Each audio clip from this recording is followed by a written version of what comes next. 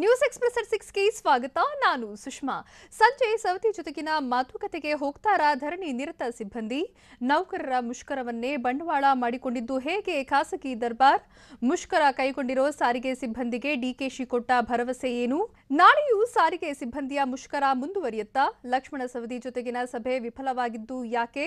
ಪ್ರತಿಭಟನೆಯನ್ನೇ ಬಂಡವಾಳ ಮಾಡಿಕೊಂಡಿದ್ದು ಹೇಗೆ ಖಾಸಗಿ ಬಸ್ ಮಾಲೀಕರು? ಇದೆಲ್ಲವನ್ನು ನೋಡೋಣ ಸಾರಿಗೆ ಬಂದ್ ನ್ಯೂಸ್ ಎಕ್ಸ್‌ಪ್ರೆಸ್‌ನಲ್ಲಿ.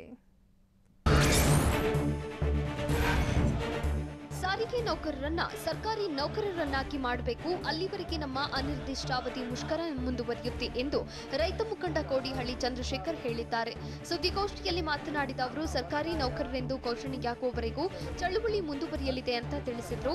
ಸಾರಿಗೆ ಸಚಿವ ಲಕ್ಷ್ಮಣ ಸವದಿ ಸಭೆ ಬಗ್ಗೆ ಪ್ರತಿಕ್ರಿಯಿಸಿದ ಅವರು, ಹೋರಾಟಕ್ಕೆ ಕರೆ ಕೊಟ್ಟವರನ್ನ ಸಭೆಗೆ ಆಹ್ವಾನ ನೀಡಲ್ಲ. ಸಾರಿಗೆ ನೌಕರರ ಪದಾಧಿಕಾರಿಗಳು ನಮ್ಮ ಜೊತೆ ಇದ್ದಾರೆ, ಅವರನ್ನ ಕೂಡ ಸಭೆಗೆ ಕರೆದಿಲ್ಲ ಅಂತ ಹೇಳಿದ್ರು.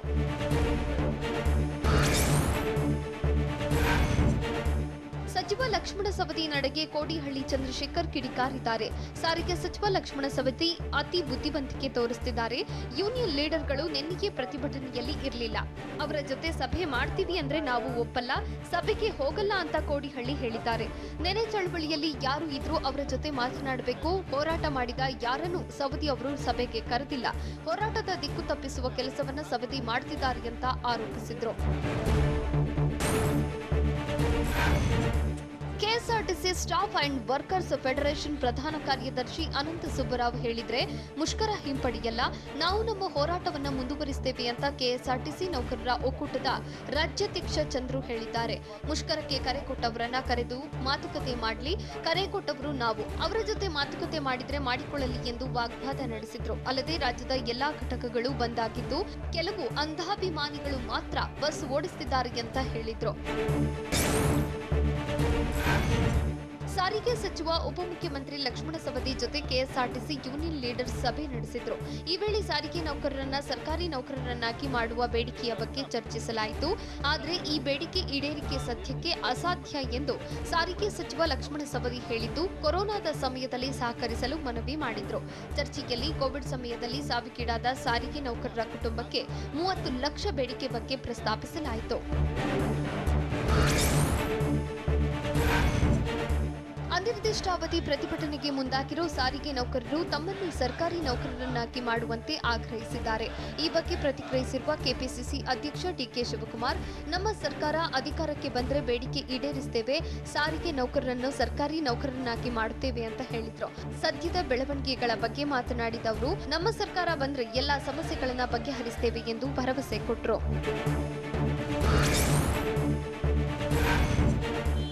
ಸಾರಿಗೆ ನೌಕರರ ಮುಷ್ಕರವನ್ನೇ ಖಾಸಗಿ ಬಸ್ಗಳು ಬಂಡವಾಳ ಮಾಡಿಕೊಂಡಿವೆ. ಬೆಂಗಳೂರು ಗ್ರಾಮಾಂತರ ಜಿಲ್ಲೆಯ ಹೊಸಕೋಟೆಯಲ್ಲಿ ಖಾಸಗಿ ಬಸ್ಗಳ ಟಾಪ್ ಮೇಲೆ ಕುಳಿತು ಪ್ರಯಾಣಿಕರು ಸಂಚಾರ ಮಾಡಿದ್ದಾರೆ.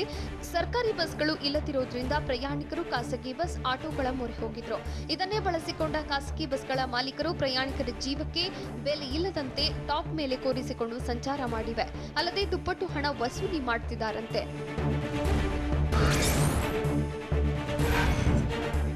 ಸಾರಿಗೆ ಸಚಿವ ಲಕ್ಷ್ಮಣ ಸವದಿ ತವರು ಜಿಲ್ಲೆ ಬೆಳಗಾವಿಯಲ್ಲಿ ಸಾರಿಗೆ ನೌಕರರ ಪ್ರತಿಭಟನೆ ತೀವ್ರಗೊಂಡಿದೆ. ನಗರದ ಕೇಂದ್ರ ಬಸ್ ನಿಲ್ದಾಣದಲ್ಲಿ ಅರೆಬೆತ್ತಲೆ ಪ್ರತಿಭಟನೆ ನಡೆಸಲಾಯಿತು. ಸಾರಿಗೆ ಸಿಬ್ಬಂದಿ ಶರ್ಟ್ ತೆಗೆದು ಪ್ರತಿಭಟನೆ ನಡೆಸಿದ್ದು, ರಾಜ್ಯ ಸರ್ಕಾರ ಸಾರಿಗೆ ಸಚಿವ ಲಕ್ಷ್ಮಣ ಸವದಿ ವಿರುದ್ಧ ಘೋಷಣೆ ಕೂಗಿ ಆಕ್ರೋಶ ವ್ಯಕ್ತಪಡಿಸಿದ್ರು. ಸಾರಿಗೆ ಸಿಬ್ಬಂದಿಯ ಅರೆಬೆತ್ತಲೆ ಪ್ರತಿಭಟನೆಗೆ ರೈತ ಮುಖಂಡರು ಸಾಥ್ ಕೊಟ್ಟರು.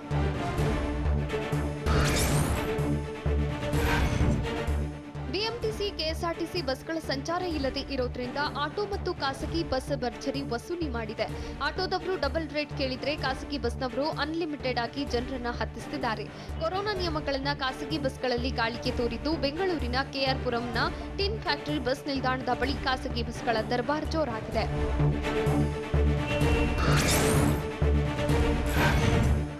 ಸರ್ಕಾರಿ ನೌಕರರನ್ನಾಗಿ ಮಾಡುವಂತೆ ಪಟ್ಟು ಹಿಡಿದಿರೋ ಸಾರಿಗೆ ನೌಕರರು ಕೆಲಸದ ಅವಧಿ ಇಳಿಸುವಂತೆ ಆಗ್ರಹಿಸಿದ್ದಾರೆ. ಇನ್ಮುಂದೆ ನಾವು 8 ಗಂಟೆಗಳ ಕಾಲ ಮಾತ್ರ ಕೆಲಸ ಮಾಡ್ತೇವೆ, 12 ಗಂಟೆಗಳ ಕಾಲ ಕೆಲಸ ಮಾಡೋದಿಲ್ಲ ಎಂದು ಆಕ್ರೋಶ ಹೊರಹಾಕಿದ್ದಾರೆ. 8 ಗಂಟೆಗಳ ಕಾಲ ಮಾತ್ರ ಸಿಬ್ಬಂದಿಯಿಂದ ಬಿಎಂಟಿಸಿ ಕೆಲಸ ಮಾಡಬೇಕು ಎಂದು ಸರ್ಕಾರಕ್ಕೆ ಒತ್ತಾಯಿಸಿದ್ದಾರೆ.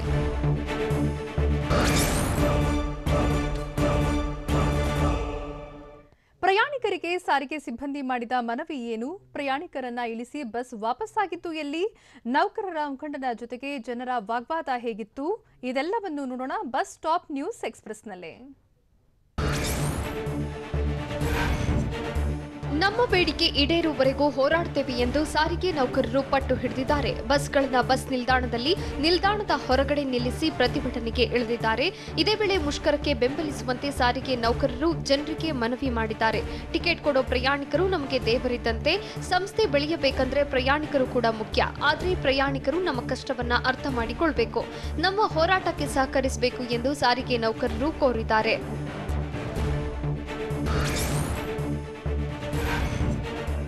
ಸರ್ಕಾರಿ ನೌಕರರನ್ನಾಗಿ ಮಾಡುವಂತೆ ಆಗ್ರಹಿಸಿ ಸಾರಿಗೆ ಸಿಬ್ಬಂದಿ ಪ್ರತಿಭಟನೆ ನಡೆಸಿದ್ರು. ಕೆಲವು ನೌಕರರು ಕೆಲಸಕ್ಕೆ ಹಾಜರಾಗಿದ್ರು. ಹೀಗಾಗಿ ಬೆಂಗಳೂರು ಗ್ರಾಮಾಂತರ ಜಿಲ್ಲೆಯ ಹೊಸಕೋಟೆ ಬಳಿಯ ಕೆಎಸ್ಆರ್ಟಿಸಿ ಬಸ್ಗಳಿಗೆ ಪ್ರತಿಭಟನಾ ನಿರತ ಸಾರಿಗೆ ನೌಕರರ ತಡೆ ಹಾಕಿದ್ರು. ಬೆಂಗಳೂರಿನಿಂದ ಕೋಲಾರಕ್ಕೆ ಹೋಗುತ್ತಿದ್ದ ಕೆಎಸ್ಆರ್ಟಿಸಿ ಬಸ್ನಲ್ಲಿದ್ದ ಪ್ರಯಾಣಿಕರನ್ನು ಇಳಿಸಿ ಪ್ರಯಾಣಿಕರು ಬಸ್ ವಾಪಸ್ ಕಳಿಸಿದ್ರು. ಪ್ರಯಾಣಿಕರಿಗೆ ಟಿಕೆಟ್ ಹಣವನ್ನ ವಾಪಸ್ ನೀಡಿದ ಕಂಡಕ್ಟರ್ ಖಾಲಿ ಬಸ್ ಅನ್ನ ಡಿಪೋಗೆ ತೆಗೆದುಕೊಂಡು ಹೋಗಿದ್ರು. ಮೆಜೆಸ್ಟಿಕ್ನಲ್ಲಿ ಮುಷ್ಕರದ ನಡುವೆ ಕೆಲಸಕ್ಕೆ ಹಾಜರಾಗಿದ್ದ ಕಂಡಕ್ಟರ್ ಡ್ರೈವರ್ಗೆ ಸಂಚಾರ ನಿಲ್ಲಿಸುವಂತೆ ಒತ್ತಾಯ ಮಾಡಿದ ಸಾರಿಗೆ ಮುಖಂಡನನ್ನ ಪೊಲೀಸರು ವಶಕ್ಕೆ ಪಡೆದರು. ಕೆಲಸ ಮಾಡದಂತೆ ಆಗ್ರಹಿಸುತ್ತಿದ್ದಂತೆ ಕೆರಳಿದ ಪ್ರಯಾಣಿಕರು, ಬೆಳಗ್ಗೆಯಿಂದ ಕಾಯುತ್ತಿದ್ದೇವೆ, ಒಂದು ಬಸ್ಸು ಬಂದಿಲ್ಲ, ನೀವು ಬಸ್ ನಿಲ್ಲಿಸುವಂತೆ ಒತ್ತಾಯಿಸ್ತೀರಾ, ನೀವು ಏಕಾಏಕಿ ಬಂದ್ ಮಾಡಿದ್ರೆ ನಮ್ಮ ಗತಿ ಏನು ಅಂತ ಪ್ರಶ್ನಿಸಿದ್ರು. ಈ ವೇಳೆ ಪ್ರಯಾಣಿಕರು ಹಾಗೂ ಸಾರಿಗೆ ಮುಖಂಡನ ನಡುವೆ ಮಾತಿನ ಚಕಮಕಿ ನಡೆದು ಜನ ಗುಂಪು ಸೇರಿದ್ರು. ಹೀಗಾಗಿ ಸಾರಿಗೆ ಮುಖಂಡನನ್ನ ವಶಕ್ಕೆ ಪಡೆದ ಪೊಲೀಸರು ಕರೆದೊಯ್ದ್ರು. ಬೇಡಿಕೆ ಈಡೇರುವವರೆಗೂ ಹೋರಾಟ ಬಿಡುವುದಿಲ್ಲ ಎಂದು ಆಗ್ರಹಿಸಿ ಕೆಂಗೇರಿ ಬಸ್ ನಿಲ್ದಾಣದಲ್ಲಿ ಸಾರಿಗೆ ನೌಕರರು ಪ್ರತಿಭಟನೆ ನಡೆಸಿದ್ರು. ನಮಗೆ ಸಂಬಳ ತೀರಾ ಕಡಿಮೆ ಇದ್ದು, ಜೊತೆಗೆ ಸರ್ಕಾರದಿಂದ ಸರಿಯಾದ ಸೌಲಭ್ಯಗಳು ಸಿಗ್ತಿಲ್ಲ, ನಮ್ಮ ಕೆಲಸವೇ ಸರ್ಕಾರಿ ಕೆಲಸವಲ್ಲ, ನಾವು ಸಂಚಾರ ನಡೆಸೋದು ಕೂಡ ಕಷ್ಟವಾಗ್ತಿದೆ. ಹೀಗಾಗಿ ನಮ್ಮ ಬೇಡಿಕೆಗಳನ್ನ ಈಡೇರಿಸುವವರೆಗೂ ಮುಷ್ಕರ ಕೈಬಿಡುವುದಿಲ್ಲ ಅಂತ ನೂರಾರು ನೌಕರರು ಧರಣಿ ಕೂತಿದ್ದಾರೆ.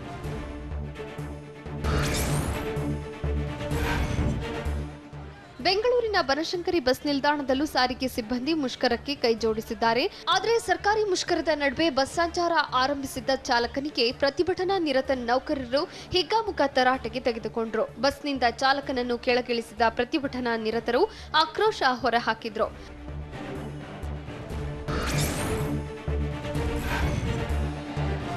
ಸರ್ಕಾರಿ ನೌಕರರೆಂದು ಪರಿಗಣಿಸಲು ಆಗ್ರಹಿಸಿ ಮುಷ್ಕರ ಆರಂಭಿಸಿರುವ ಸಾರಿಗೆ ಸಿಬ್ಬಂದಿ ಯಶವಂತಪುರದಲ್ಲಿ ಪ್ರತಿಭಟನೆ ನಡೆಸಿದರು. ಕೆಲಸಕ್ಕೆ ಹಾಜರಾಗದೆ ಡಿಪೋ ಬಳಿ ಸೇರಿದ ಸಿಬ್ಬಂದಿ ನಮಗೆ ನ್ಯಾಯ ಬೇಕು ಎಂದು ಘೋಷಣೆ ಕೂಗಿ ಆಕ್ರೋಶ ವ್ಯಕ್ತಪಡಿಸಿದರು. ಪ್ರತಿಭಟನೆಯಲ್ಲಿ 300ಕ್ಕೂ ಹೆಚ್ಚಿನ ಸಾರಿಗೆ ಸಿಬ್ಬಂದಿ ಭಾಗಿಯಾಗಿದ್ದರು. ನಮ್ಮ ಬೇಡಿಕೆ ಈಡೇರುವವರೆಗೂ ಕರ್ತವ್ಯಕ್ಕೆ ಹಾಜರಾಗಲ್ಲ, ನಮ್ಮನ್ನ ಸರ್ಕಾರ ನಿರ್ಲಕ್ಷ್ಯ ಮಾಡುತ್ತಿದೆ ಎಂದು ಸಾರಿಗೆ ನೌಕರರು ಆಕ್ರೋಶ ವ್ಯಕ್ತಪಡಿಸಿದರು. ಬೆಂಗಳೂರಿನ ಕೆಂಗೇರಿಯಲ್ಲೂ ಬಿಎಂಟಿಸಿ ಬಸ್ ಸಂಚಾರ ಸ್ಥಗಿತವಾಗಿದ್ದರಿಂದ ಪ್ರಯಾಣಿಕರು ಪರದಾಡಿದ್ರು. ಏಕಾಏಕಿ ಬಂದ್ ಮಾಡಿಬಿಟ್ರೆ ಏನ್ ಮಾಡಬೇಕು, ಬಸ್ ಇಲ್ಲದಿದ್ರೆ ಹೇಗೆ ಅಂತ ಪ್ರಯಾಣಿಕರು ಆಕ್ರೋಶ ವ್ಯಕ್ತಪಡಿಸಿದ್ರು. ಇನ್ನು ಮೈಸೂರು ರಸ್ತೆಯ ಸ್ಯಾಟಲೈಟ್ ಬಸ್ ನಿಲ್ದಾಣದಲ್ಲಿ ಬಸ್ಗಳ ಸಂಖ್ಯೆ ಕಡಿಮೆಯಾಗಿತ್ತು. ಹೀಗಾಗಿ ಮೈಸೂರು, ರಾಮನಗರ, ಮಂಡ್ಯ, ಮದ್ದೂರು, ಚಾಮರಾಜನಗರಕ್ಕೆ ಹೋಗುವ ಪ್ರಯಾಣಿಕರಿಗೆ ತೊಂದರೆಯಾಗಿತ್ತು. ಬಸ್ಗಳ ಸಂಖ್ಯೆಯಲ್ಲಿ ಕಡಿಮೆ ಇದ್ದು ಬೇಗ ಹೋಗಿ ಎಂದು ಪ್ರಯಾಣಿಕರಿಗೆ ಡಿಪೋ ಸಿಬ್ಬಂದಿ ಮನವಿ ಮಾಡಿದ್ರು. ನೆಲಮಂಗಲದಲ್ಲಿ ಪ್ರಯಾಣಿಕನ ಮೇಲೆ ಸಾರಿಗೆ ಸಿಬ್ಬಂದಿ ಹಲ್ಲೆ ನಡೆಸಿದ್ದಾರೆ. ನೆಲಮಂಗಲ ಬಸ್ ನಿಲ್ದಾಣದಲ್ಲಿ ಘಟನೆ ನಡೆದಿದ್ದು, ಎಲ್ಲಾ ಕಡೆ ಬಸ್ ಓಡ್ತಾ ಇದೆ, ನೀವ್ಯಾಕೆ ಬಸ್ಗಳನ್ನ ನಿಲ್ಲಿಸಿದ್ದೀರಿ ಅಂತ ಪ್ರಶ್ನಿಸಿದ ಪ್ರಯಾಣಿಕರ ಬಸ್ಗಳನ್ನ ಓಡಿಸಿ ಎಂದು ಆಗ್ರಹಿಸಿದ್ದಾರೆ. ಇದಕ್ಕೆ ಕೆರಳಿದ ಸಾರಿಗೆ ಸಿಬ್ಬಂದಿ ಪ್ರಯಾಣಿಕನ ಮೇಲೆ ಹಲ್ಲೆ ನಡೆಸಿದ್ದಾರೆ.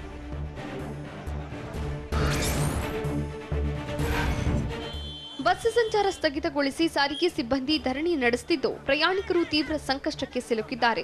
ಹೀಗಾಗಿ ಬನಶಂಕರಿ ಬಳಿ ಮನೆಗೆಲಸಕ್ಕೆ ತೆರಳಲು ಬಸ್ ಇಲ್ಲದೆ ಅಜ್ಜಿ ಕಣ್ಣೀರು ಹಾಕಿದ್ದಾರೆ. ಕುಮಾರಸ್ವಾಮಿ ಲೇಔಟ್ ಬಳಿಯ ಇಲಿಯಾಸ್ ನಗರದಿಂದ ಸೌತ್ ಎಂಡ್ ಸರ್ಕಲ್ ವರೆಗೂ ಅಜ್ಜಿ ಕಾಲ್ನಡಿಗೆಯಲ್ಲೇ ತೆರಳಿದ್ದಾರೆ. ಸುಮಾರು 4.9 ಕಿಲೋಮೀಟರ್ ನಡೆದುಕೊಂಡೇ ತೆರಳಿದ್ದು, ಆಟೋದಲ್ಲಿ ಹೋಗೋಕೆ ಹಣ ಇಲ್ಲ ಎಂದು ಅಳಲು ತೋಡಿಕೊಂಡ್ರು.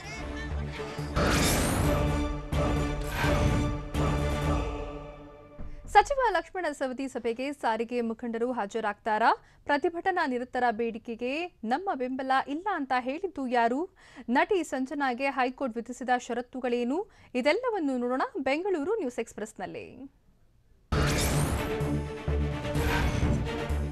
ಸಾರಿಗೆ ಸಚಿವ ಲಕ್ಷ್ಮಣ ಸವದಿ ಸಂಧಾನ ಸಭೆ ವಿಫಲವಾಗಿದೆ. ಸಾರಿಗೆ ಯೂನಿಯನ್ ಮುಖಂಡರ ಜೊತೆಗಿನ ಲಕ್ಷ್ಮಣ ಸವದಿ ಸಭೆ ನಡೆಸಿದ್ರು. ಈ ಬಗ್ಗೆ ಸಭೆ ಬಳಿಕ ಮಾತನಾಡಿದ ಅವರು, ಸಾರಿಗೆ ನೌಕರರು ದಿಢೀರ್ ಮುಷ್ಕರ ಮಾಡಿದ್ದಾರೆ. ಇದರ ಬಗ್ಗೆ ಮಾಹಿತಿ ಇಲ್ಲ. ಪ್ರತಿಭಟನೆ ನಡೆಸುತ್ತಿರುವವರ ಜೊತೆಗೆ ಮಾತನಾಡಲಿ ಅಂತ ಎಐಟಿಯುಸಿ ಅಧ್ಯಕ್ಷ ಅನಂತ ಸುಬ್ಬರಾವ್ ಹೇಳಿದ್ರು.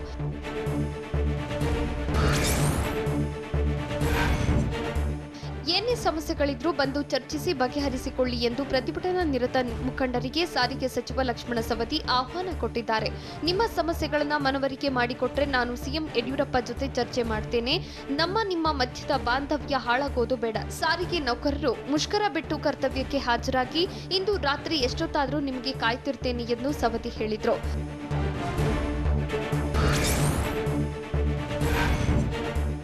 ಸಾರಿಗೆ ಸಿಬ್ಬಂದಿ ಬೇಡಿಕೆ ಈಡೇರಿಸಲು ನಮಗೆ ಸಮಯ ನೀಡಬೇಕು ಅಂತ ಸಾರಿಗೆ ಸಚಿವ ಲಕ್ಷ್ಮಣ ಸವದಿ ಹೇಳಿದ್ದಾರೆ. ಪ್ರತಿಭಟನೆ ಮಾಡಿ ಸಾರ್ವಜನಿಕರಿಗೆ ತೊಂದರೆ ಕೊಡಬಾರದು. ಪ್ರತಿಭಟನೆಗೂ ಮುನ್ನ ಸರ್ಕಾರದ ಗಮನಕ್ಕೆ ತರಬೇಕು. ಬೇಡಿಕೆ ಈಡೇರಿಸುವುದಕ್ಕೆ ನಮಗೆ ಸಮಯ ನೀಡಬೇಕು ಎಂದು ಸವದಿ ಮನವಿ ಮಾಡಿದ್ರು. ಅಲ್ಲದೆ ನಿನ್ನೆ ಅಧಿವೇಶನ ಹಿನ್ನೆಲೆ ಪ್ರತಿಭಟನಾ ಸ್ಥಳಕ್ಕೆ ಭೇಟಿ ನೀಡಿಲ್ಲ. ಆದರೂ ಅಧಿಕಾರಿಗಳನ್ನ ಸ್ಥಳಕ್ಕೆ ಕಳುಹಿಸಿ ಇಂದು ಚರ್ಚೆ ಮಾಡುವುದಕ್ಕಾಗಿ ಮಾಹಿತಿ ಸಂಗ್ರಹಿಸಿದ್ದೇನೆ. ಆದರೆ ಇಂದು ಏಕಾಏಕಿ ಧರಣಿ ಮುಂದುವರೆಸಿದ್ದು ತಪ್ಪು. 30 ಲಕ್ಷ ರೂಪಾಯಿ ಕೋವಿಡ್ ಪರಿಹಾರ 15 ದಿನದಲ್ಲಿ ನೀಡ್ತೇವೆ ಅಂತ ಭರವಸೆ ನೀಡಿದ್ರು. ವೇತನ ಪರಿಷ್ಕರಣೆ, ಕೋವಿಡ್ ಪರಿಹಾರ ಬಿಡುಗಡೆ, ಚಾಲಕ ನಿರ್ವಹಣೆಗೆ ಡ್ಯೂಟಿ ನೀಡಲು ಕಿರುಕುಳ ಕೊಡ್ತಿರೋದ್ರ ಬಗ್ಗೆ ಸಭೆಯಲ್ಲಿ ಚರ್ಚೆಯಾಗಿದೆ ಎಂದು ಡಿಸಿಎಂ ಲಕ್ಷ್ಮಣ ಸವದಿ ಹೇಳಿದರು. ಯೂನಿಯನ್ ಮುಖಂಡರ ಜೊತೆಗಿನ ಸಭೆ ಬಳಿಕ ಮಾತನಾಡಿದ ಅವರು, ಕಿರುಕುಳ ನೀಡುವ ಅಧಿಕಾರಿಗಳ ವಿರುದ್ಧ ಕ್ರಮಕ್ಕೆ ಸೂಚನೆ ನೀಡ್ತೇವೆ ಅಂತ ಹೇಳಿದರು.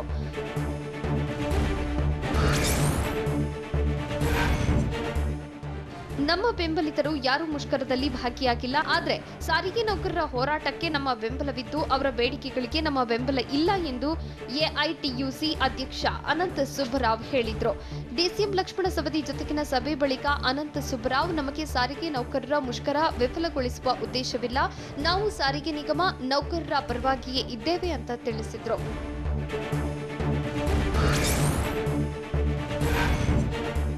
ಆಂಧ್ರ ಪ್ರದೇಶಕ್ಕೆ ಸರ್ಕಾರದಿಂದ ಕಮಿಟಿ ಕಳಿಸಲು ಸಾರಿಗೆ ಸಚಿವ ಲಕ್ಷ್ಮಣ ಸವದಿ ಒಪ್ಪಿದ್ದಾರೆ. ಈ ಬಗ್ಗೆ ಎಐಟಿಯುಸಿ ಅಧ್ಯಕ್ಷ ಅನಂತ ಸುಬ್ಬರಾವ್ ಮಾಹಿತಿ ನೀಡಿದ್ರು. ಆಂಧ್ರ ಪ್ರದೇಶದಲ್ಲಿ ಸಾರಿಗೆ ನೌಕರರನ್ನ ಸರ್ಕಾರಿ ನೌಕರರನ್ನಾಗಿ ಮಾಡಲಾಗಿದೆ. ಹೀಗಾಗಿ ಆಂಧ್ರಕ್ಕೆ ಕಮಿಟಿ ಕಳಿಸಲು ಮನವಿ ಮಾಡಿದ್ದೇವೆ ಅಂತ ಹೇಳಿದ್ರು. ಅಷ್ಟೇ ಅಲ್ಲದೆ ಮುಷ್ಕರಕ್ಕೆ ಕರೆ ಕೊಟ್ಟವರನ್ನ ಕರೆದು ಚರ್ಚಿಸಲು ಸವದಿ ಒಪ್ಪಿಗೆ ನೀಡಿದ್ದು ಮುಷ್ಕರ ವಾಪಸ್ ಪಡೆಯಿರಿ ಎಂದು ಮನವಿ ಮಾಡಿದ್ರು.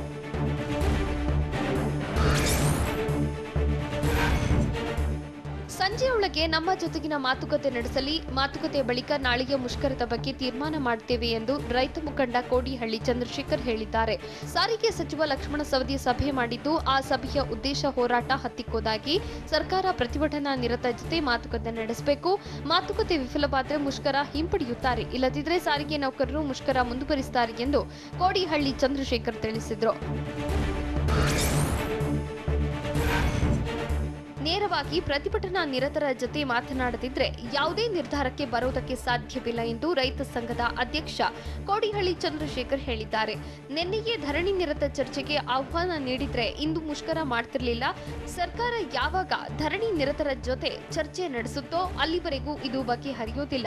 ರಾಜ್ಯ ಸರ್ಕಾರ ಉದ್ದೇಶಪೂರ್ವಕವಾಗಿ ದಾರಿ ತಪ್ಪಿಸುತ್ತಿದೆ ಎಂದು ಆರೋಪಿಸಿದರು. ಡ್ರಗ್ಸ್ ಮಾಫಿಯಾದೊಂದಿಗೆ ನಂಟು ಹೊಂದಿದ ಆರೋಪ ಸಂಬಂಧ ಜೈಲು ಪಾಲಾಗಿದ್ದ ನಟಿ ಸಂಜನಾಗೆ ಕೊನೆಗೂ ಜಾಮೀನು ಸಿಕ್ಕಿದೆ.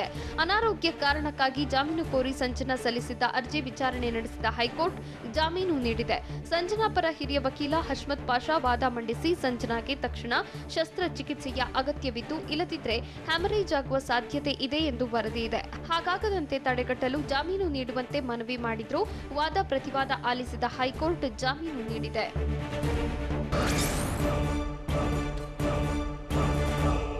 ಪ್ರತಿಭಟನಾ ನಿರತ ಸಿಬ್ಬಂದಿಯ ಕಣ್ತಪ್ಪಿಸಿ ಓಡಾಡುತ್ತಿದ್ದ ಬಸ್ಗೆ ಸಿಬ್ಬಂದಿ ಮಾಡಿದ್ದೇನು? ಪೊಲೀಸ್ ಭದ್ರತೆಯಲ್ಲಿ ಬಸ್ ಸಂಚಾರ ಆರಂಭಿಸಿದ್ದು ಎಲ್ಲಿ? ಕೊರೋನಾ ವ್ಯಾಕ್ಸಿನ್ ಶೇಖರಣೆ ಬಗ್ಗೆ ಸಚಿವ ಸುಧಾಕರ್ ಹೇಳಿದ್ದೇನು? ಇದೆಲ್ಲವನ್ನು ನೋಡೋಣ ಸ್ಟೇಟ್ ನ್ಯೂಸ್ ಎಕ್ಸ್‌ಪ್ರೆಸ್‌ನಲ್ಲಿ. ಪ್ರತಿಭಟನಾ ನಿರತ ಸಾರಿಗೆ ಸಿಬ್ಬಂದಿಯ ಕಣ್ತಪ್ಪಿಸಿ ಓಡಾಡುತ್ತಿದ್ದ ಬಸ್ ಮೇಲೆ ಕಲ್ಲು ತೂರಾಟ ನಡೆಸಲಾಗಿದೆ. ಬೆಳಗಾವಿ ಹೊರವಲಯದ ರಾಷ್ಟ್ರೀಯ ಹೆದ್ದಾರಿ 4ರಲ್ಲಿ ಘಟನೆ ನಡೆದಿದೆ. ಬಸ್ ನಿಲ್ದಾಣಕ್ಕೆ ಬಾರದೆ ಹೆದ್ದಾರಿಯಲ್ಲೇ ಸಂಕೇಶ್ವರ ಬೆಳಗಾವಿ ಮಾರ್ಗದ ಬಸ್ ಸಂಚರಿಸುತ್ತಿತ್ತು. ಹೀಗಾಗಿ ಈ ಬಗ್ಗೆ ಮಾಹಿತಿ ಪಡೆದ ಪ್ರತಿಭಟನಾ ನಿರತ ಸಾರಿಗೆ ಸಿಬ್ಬಂದಿ ಸ್ಥಳಕ್ಕೆ ಹೋಗಿ ಬಸ್ ತಡೆದು ಗಲಾಟೆ ಮಾಡಿದ್ದಾರೆ. ಬಸ್ ಮೇಲೆ ಕಲ್ಲು ತೂರಾಟ ನಡೆಸಿದ್ದು ಚಾಲಕನ ಮೇಲೆ ಹಲ್ಲೆಗೆ ಯತ್ನಿಸಿದ್ದಾರೆ. ಗದಗ ಜಿಲ್ಲೆಯಲ್ಲಿ ಸಾರಿಗೆ ನೌಕರರ ಧರಣಿ ಮುಂದುವರೆದಿದೆ. ಬೆಟಗೇರಿಯಲ್ಲಿರುವ ಲಕ್ಕಮ್ಮದೇವಿ ದೇಗುಲದ ಎದುರು ಬೆಟಗೇರಿ ಡಿಪೋ ನೌಕರರು ಪ್ರತಿಭಟನೆ ನಡೆಸುತ್ತಿದ್ದಾರೆ. ಅಧಿಕಾರಿಗಳು ಸೇವೆಗೆ ಹಾಜರಾಗುವಂತೆ ಮನವಿ ಮಾಡಿದರೂ ಒಪ್ಪದ ನೌಕರರು ಬಸ್ ಸಂಚಾರ ಸ್ಥಗಿತ ಮಾಡಿ ಪ್ರತಿಭಟನೆಯಲ್ಲಿ ಭಾಗಿಯಾಗಿದ್ದಾರೆ. ರಾಜ್ಯ ಸರ್ಕಾರದ ವಿರುದ್ಧ ಘೋಷಣೆ ಕೂಗಿ ತಮ್ಮನ್ನ ಸರ್ಕಾರಿ ನೌಕರರನ್ನಾಗಿ ಮಾಡುವಂತೆ ಆಗ್ರಹಿಸಿದ್ದಾರೆ.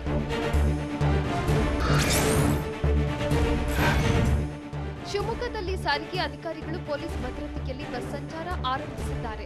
ಶಿವಮೊಗ್ಗ ವಿಭಾಗದ ಸಾರಿಗೆ ನೌಕರರ ಪ್ರತಿಭಟನೆಯಿಂದ ಪ್ರಯಾಣಿಕರು ಪರದಾಡಿದರು. ಹೀಗಾಗಿ ಪ್ರಯಾಣಿಕರ ಮನವಿಯಂತೆ ಚಾಲಕ ನಿರ್ವಾಹಕರ ಮನವೊಲಿಸಿ ಸಾರಿಗೆ ಅಧಿಕಾರಿಗಳು ಬಸ್ ಸಂಚಾರ ಆರಂಭಿಸುವಲ್ಲಿ ಯಶಸ್ವಿಯಾಗಿದ್ದಾರೆ. ಶಿವಮೊಗ್ಗ ಭದ್ರಾವತಿ, ಶಿವಮೊಗ್ಗ ಬೆಂಗಳೂರು ನಡುವೆ ಬಸ್ ಓಡಾಡುತ್ತಿವೆ. ಕೊಡಗಿಗೂ ಸಾರಿಗೆ ನೌಕರರ ಮುಷ್ಕರ ಬಿಸಿ ತಟ್ಟಿದೆ. ಮಡಿಕೇರಿ ಸರ್ಕಾರಿ ನಿಲ್ದಾಣದಲ್ಲೇ ಬಸ್ ನಿಲ್ಲಿಸಿ ಸಾರಿಗೆ ನೌಕರರು ಹೋರಾಟ ನಡೆಸಿದ್ದು, ಮಡಿಕೇರಿ ಬಸ್ ನಿಲ್ದಾಣದಲ್ಲಿ ಮಂಗಳೂರು ಮೈಸೂರು ಪ್ರಯಾಣಿಕರು ಪರದಾಡುವಂತಾಗಿತ್ತು.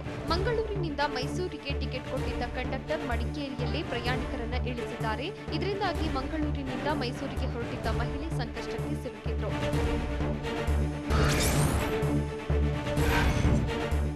ದೇಶದಲ್ಲಿ ಆದಷ್ಟು ಬೇಗ ಕೊರೋನಾ ಲಸಿಕೆ ಸಿಗುವ ಸಾಧ್ಯತೆ ಇದ್ದು, ರಾಜ್ಯದಲ್ಲಿ ವ್ಯಾಕ್ಸಿನೇಷನ್ ಶೇಖರಣೆಗೆ 10 ಜಿಲ್ಲಾಸ್ಪತ್ರೆ 30 ತಾಲೂಕು ಆಸ್ಪತ್ರೆ ಗುರುತಿಸಿದ್ದೇವೆ ಅಂತ ಆರೋಗ್ಯ ಸಚಿವ ಡಾಕ್ಟರ್ ಕೆ ಸುಧಾಕರ್ ಹೇಳಿದರು. ವಿಧಾನಸೌಧದಲ್ಲಿ ಮಾತನಾಡಿದ ಅವರು 37.72 ಕೋಟಿ ವೆಚ್ಚದಲ್ಲಿ ಆಕ್ಸಿಜನ್ ಜನರೇಟರ್ ಖರೀದಿ ಮಾಡಲಿದ್ದು 10,000 ರ್ಯಾಪಿಡ್ ಆಂಟಿಜೆನ್ ಟೆಸ್ಟ್ ಕಿಟ್ ಖರೀದಿ ಮಾಡ್ತೇವೆ. ಹೆಚ್ಚಿನ ಬೆಲೆಗೆ ವ್ಯಾಕ್ಸಿನ್ ಮಾರಾಟ ಮಾಡಿದ್ರೆ ಕ್ರಮ ಕೈಗೊಳ್ತೇವೆ ಅಂತ ಹೇಳಿದರು.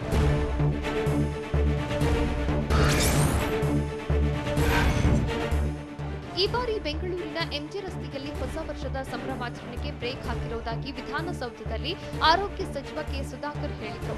ಈ ವರ್ಷದಲ್ಲಿ ಒಂದರ್ಥದಲ್ಲಿ ಶೋಕಾಚರಣೆ ಇದ್ದು ಎಷ್ಟೋ ಜನ ನೆಮ್ಮದಿ ಪ್ರಾಣವನ್ನು ಕಳೆದುಕೊಂಡಿದ್ದಾರೆ. ಹೀಗಾಗಿ ಈ ವರ್ಷ ಪಾರ್ಟಿಗಳನ್ನು ನಿಮ್ಮ ಮನೆಗಳಲ್ಲಿ ಮಾಡಿಕೊಳ್ಳಿ. ಕೋವಿಡ್ ನಿಯಮಗಳನ್ನು ಉಲ್ಲಂಘಿಸಿದರೆ ಶಿಕ್ಷೆಗೆ ಒಳಪಡಿಸಲಾಗುತ್ತೆ ಎಂದು ಎಚ್ಚರಿಕೆ ಕೊಟ್ಟರು.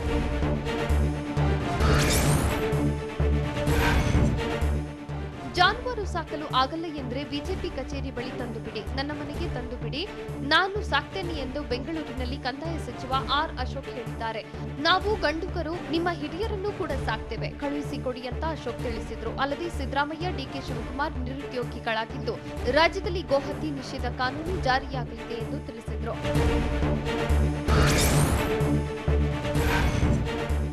ಬೆಳಗಾವಿ ಜಿಲ್ಲಾಧಿಕಾರಿ ಕಚೇರಿ ಮೇಲಿಂದ ಜಿಗಿದು ವ್ಯಕ್ತಿ ಆತ್ಮಹತ್ಯೆಗೆ ಯತ್ನಿಸಿದ್ದಾನೆ. ರಾಯಭಾಗ ತಾಲೂಕಿನ ರೇಣುಕಾ ಸಕ್ಕರೆ ಕಾರ್ಖಾನೆಯಲ್ಲಿ ಕೆಲಸ ಮಾಡುತ್ತಿರುವ ಕೇರಳ ಮೂಲದ ವಾಮದೇವ ಎಂಬಾತನಿಂದ ಆತ್ಮಹತ್ಯೆಗೆ ಯತ್ನಿಸಿದ್ದಾನೆ. ರೇಣುಕಾ ಸಕ್ಕರೆ ಕಾರ್ಖಾನೆ ಕಳೆದ 6 ತಿಂಗಳಿಂದ ಸಂಬಳ ನೀಡಿರುವಂತೆ. ಹೀಗಾಗಿ ಕಾರ್ಖಾನೆ ಆಡಳಿತ ಮಂಡಳಿ ಕ್ರಮದಿಂದ ಬೇಸತ್ತು ಜಿಲ್ಲಾಧಿಕಾರಿ ಕಚೇರಿಯ 3ನೇ ಮಹಡಿಯಿಂದ ಜಿಗಿಯಲು ಯತ್ನಿಸಿದ್ದಾನೆ. ಈ ವೇಳೆ ಸ್ಥಳದಲ್ಲಿದ್ದ ಪೊಲೀಸರು ಕಾರ್ಮಿಕರನ್ನು ರಕ್ಷಿಸಿದ್ದಾರೆ.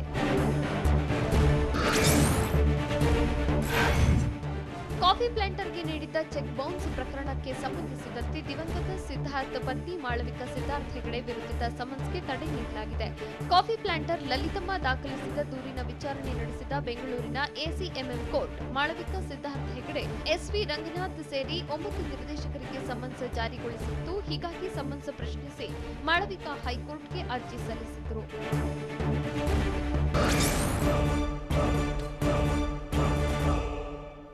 ಖ್ಯಾತಿ ತೆಗೆದ ಪಾಕ್ ಸೈನಿಕರಿಗೆ ಭಾರತೀಯ ಯೋಧರು ಕೊಟ್ಟ ತಿರುಗೇಟು ಹೇಗಿತ್ತು? ಕೇಂದ್ರ ಸರ್ಕಾರಕ್ಕೆ ನಟ ಧರ್ಮೇಂದ್ರ ಮನವಿ ಮಾಡಿದ್ದು ಏನು? ನಡ್ಡಾ ಬೆಂಗಾವಲು ಪಡೆ ಮೇಲಿನ ದಾಳಿಗೆ ಬಿಜೆಪಿ ಕಾರ್ಯಕರ್ತರು ಆಕ್ರೋಶ ವ್ಯಕ್ತಪಡಿಸಿದ್ದು ಹೇಗೆ? ಇದೆಲ್ಲವನ್ನು ನೋಡೋಣ ದೇಶ ವಿದೇಶ ನ್ಯೂಸ್ ಎಕ್ಸ್‌ಪ್ರೆಸ್‌ನಲ್ಲಿ. ಸೋನಿಯಾ ಗಾಂಧಿ ಅನಾರೋಗ್ಯದ ಕಾರಣದಿಂದ ಎನ್ಸಿಪಿ ಮುಖ್ಯಸ್ಥ ಶರದ್ ಪವಾರ್ ಯುಪಿಎ ಅಧ್ಯಕ್ಷರಾಗ್ತಾರೆ ಎಂಬ ಸುದ್ದಿ ಹಬ್ಬಿತ್ತು. ಆದರೆ ಇದನ್ನು ಶರದ್ ಪವಾರ್ ಹಾಗೂ ಕಾಂಗ್ರೆಸ್ ಪಕ್ಷಗಳೆರಡೂ ನಿರಾಕರಿಸಿವೆ. ಆ ರೀತಿಯ ಯಾವುದೇ ಬೆಳವಣಿಗೆಗಳು ನಡೆದಿಲ್ಲ, ಇದೆಲ್ಲ ವದಂತಿ ಎಂದು ಕಾಂಗ್ರೆಸ್ ಹಾಗೂ ಎನ್ಸಿಪಿ ಪಕ್ಷಗಳೆರಡೂ ಹೇಳಿವೆ.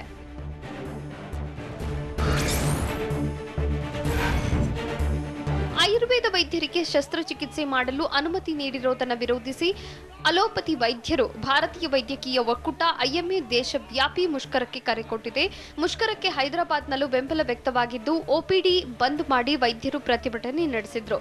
ರ್ಯಾಲಿ ನಡೆಸಿ ಕೇಂದ್ರ ಸರ್ಕಾರದ ನಿರ್ಧಾರದ ವಿರುದ್ಧ ವೈದ್ಯರು ಕಿಡಿಕಾರಿದ್ರು. ಪಂಜಾಬ್ನಲ್ಲೂ ಐಎಂಎ ಕರೆ ಕೊಟ್ಟಿರೋ ಮುಷ್ಕರಕ್ಕೆ ಬೆಂಬಲ ಸಿಕ್ಕಿದೆ.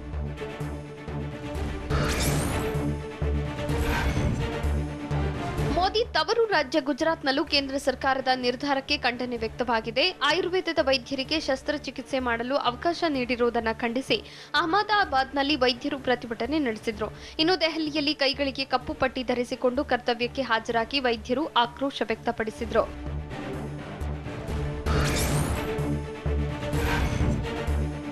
ಉತ್ತರಾಖಂಡ್ ರಾಜ್ಯದ ರಾಜಧಾನಿ ಡೆಹ್ರಾಡೂನ್ನಲ್ಲಿ ವಾಯು ಮಾಲಿನ್ಯ ತಡೆಗೆ ಎಲೆಕ್ಟ್ರಿಕ್ ಬಸ್ಗಳ ಸಂಚಾರಕ್ಕೆ ಸಿಎಂ ತ್ರಿವೇಂದ್ರ ಸಿಂಗ್ ರಾವತ್ ಚಾಲನೆ ನೀಡಿದ್ದಾರೆ. ಮೆಗಾ ಇಂಜಿನಿಯರಿಂಗ್ ಕಂಪನಿಯ ಒಲೆಕ್ಟ್ರಾ ಗ್ರೀನ್ ಟೆಕ್ನ 30 ಎಲೆಕ್ಟ್ರಿಕಲ್ ಬಸ್ಗಳು ಡೆಹ್ರಾಡೂನ್ನಲ್ಲಿ ಸಂಚರಿಸಲಿವೆ. ಮುಂದಿನ ದಿನಗಳಲ್ಲಿ ಹರಿದ್ವಾರ, ರಿಷಿಕೇಶ್, ಮಸೂರಿಯಲ್ಲೂ ಎಲೆಕ್ಟ್ರಿಕ್ ಬಸ್ಗಳು ಸಂಚರಿಸಲಿವೆ.